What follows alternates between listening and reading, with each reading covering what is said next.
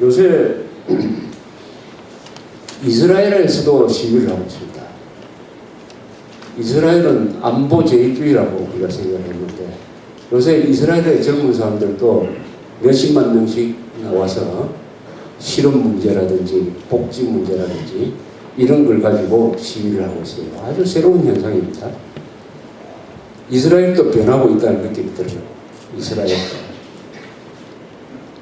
이게 뭘 보여주느냐? 이게 세계적인 현상이다.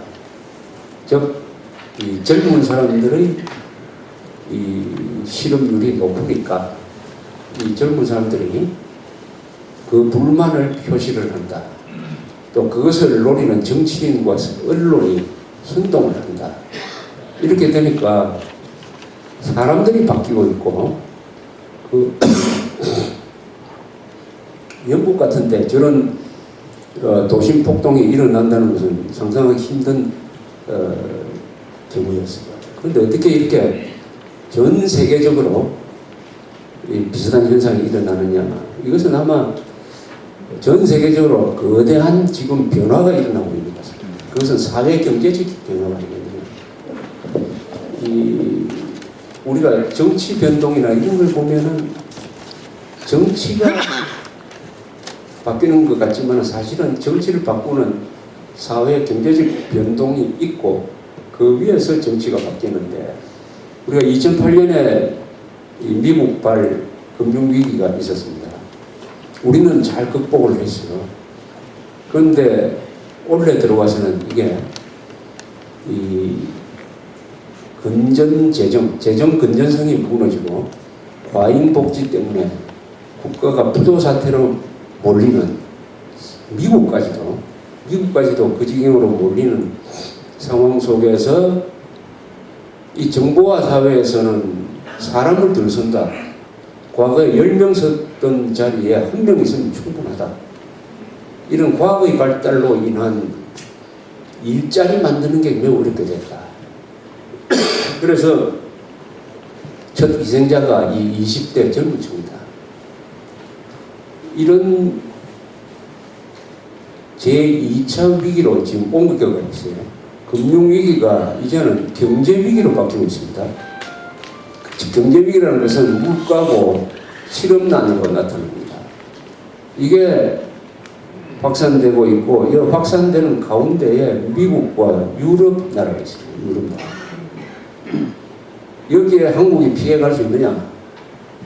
아직은 모든 지표는 한국이 꽤 괜찮은 걸로 가장 잘 버티고 있고 한 걸로 나옵니다.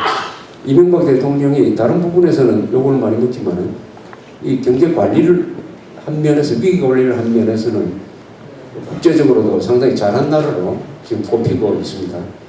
그러나 국내에서는 좌파들이 선동을 해가지고 그것을 인정하지 않고 계속 정부와 대기업을 욕을 합니다. 정부와 대기업 때문에 우리가 못 살겠다. 정부와 대기업 때문에 중소기업이 망한다.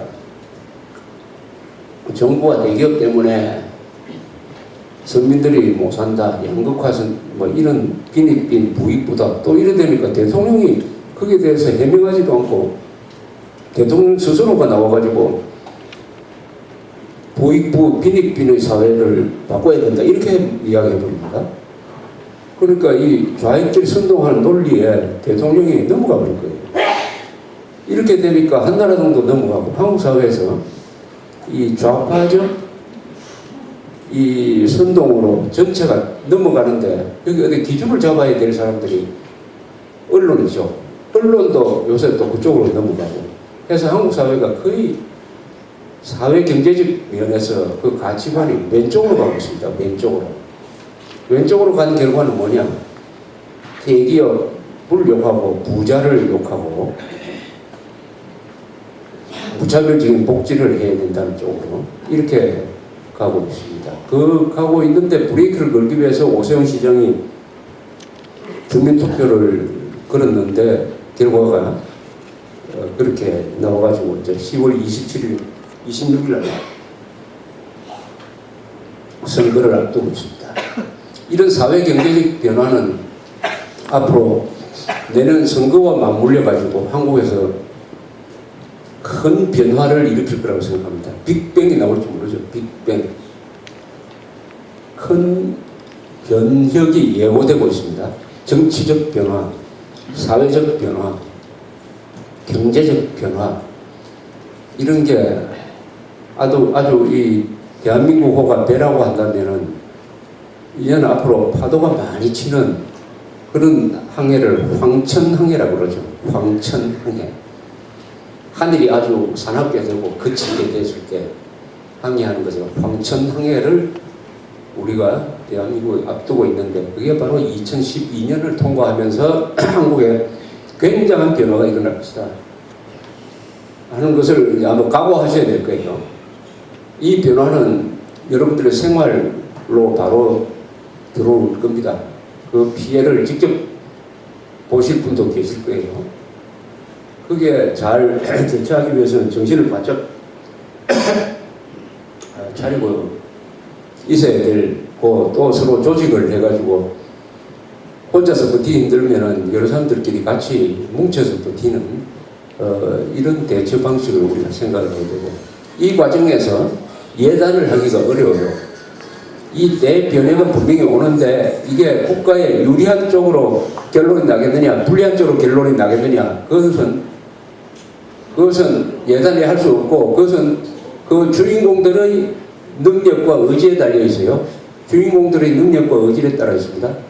분명히 변화는 오는데 그 수습이 어떻게 되겠느냐, 어느 방향이냐 하는 것은 결정된 게 없습니다. 지금 여러 가지 한국 사회가 갖고 있는 여러 가지 힘의 작용에 의해서 좋은 방향일 수도 있고 나쁜 방향일 수도 있고 어중간한 방향일 수도 있는데, 뭔가는 새로운 질서가 만들어지지 않겠느냐.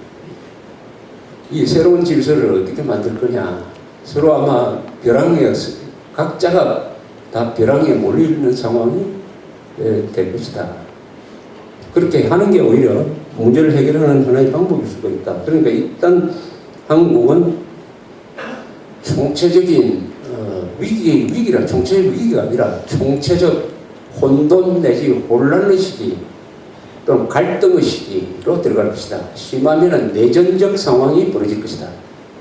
내전적 상황이지. 내년 선거는 민주당과 한나라당의 대결이 아니라 대한민국 세력과 김정일 세력의 대결이 될 것이다. 투표로 하지만은 실질적인 의미는 내전적 상황이 될 것이다. 이렇게 판단이 됩니다. 그것을 보여주는 자질구레한 기사가 많이 나오고, 지난 일주일 사이에 일어났던 것만 봐도 이게 큰 변화를 예고하는 작은 파도라는 것을 알 수가 있습니다. 바다가 이렇게 뒤집어질 때는 파도가 부서지죠. 그래서 바다가 허옇게 됩니다. 흰 파도가 보이면 바람이 올 생기는 거죠. 이미 흰 파도가 나타나기 시작했다. 안철수라는 사람 여기 계신 분들 잘 모르죠? 아십니까? 잘 모르시죠? 그런데 컴퓨터를 하는 사람들은 다 압니다. 그 사람이 만든 그 컴퓨터 바이러스 백신을 공짜로 써본 사람들이 많아요. 그래서 그 사람들에 대해서 아주 고맙게 생각하는 사람들이 이 네티즌 사이에서 많습니다. 이 사람이 40대, 30대, 20대에 굉장히 인기가 있어요. 몇 년 전부터 여론조사를 하면 가장 그 세대에서 존경받는 사람으로 나왔습니다. 텔레비전에 나오면 인상이 좋고 말도 아주 차분하게 하고, 또 기업도 성공적으로 경영하고, 또 그 기업의 직원들한테 나눠줬고, 이렇게 했는데, 이번에 서울시장 후보로 나온다고 하니까 지지율이 압도적으로 현재로서는 50%, 40% 2대를 달리고 있고 2등하고 차이가 많아요. 그런데 이 사람이 이념적 성향이 어떠냐 하면은, 이념적 성향은 상당히 왼쪽입니다. 왼쪽. 안보와 이념 문제에 대해서는 이야기를 남긴 게 별로 없어요. 별로 없고, 다만 대기업을 아주 비판을 하고, 대기업 비판을 주로 하는 사람인데 대기업 비판이 그게 상당히 그 도가 지나친 정도고 이 사람 주변에 있는 사람들이 좌파적 사람들이 많습니다.